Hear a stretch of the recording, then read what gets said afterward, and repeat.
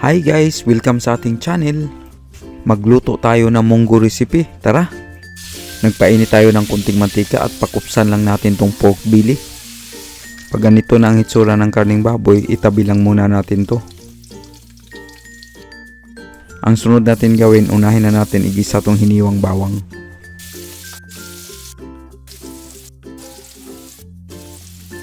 Igisa na rin natin tong hiniwang sibuyas.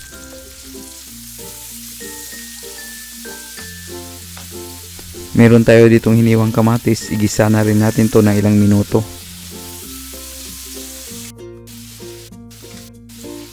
Ibalik na natin sa kawali ang pinakupsa na pork belly. Igisa lang natin to saglit sa ating mga spices. Timplahan lang natin to ng patis at patuloy lang tayo sa paggisa. Wala tayong pinakulo ang munggo kaya isabay na natin tong butil ng munggo dito sa pagpapalambot ng karning baboy. Igisa lang muna natin to saglit. Buhusan na natin ng tubig para sa pagpapakulo. Takpan lang natin to at isimmer 30 minutes over medium low heat or hanggang kunti na lang ang sabaw na matira. Pag kunti na lang ang sabaw na natira, buksan lang natin to at haluin para pantay ang kanyang pagkaluto. Mag-add na tayo ng tubig at 2 tasa lang ang ilagay ko kasi hindi tayo mahilig sa maraming sabaw. Lagyan na natin ng broth cube. Pwede kayong gumamit ng chicken or beef. Hinalo lang natin to at takpan ulit. Isimmer lang natin to ulit hanggang lumambot ang munggo. Magdagdag lang ng tubig kung gusto nyo ng maraming sabaw kung maramihan ang kumain.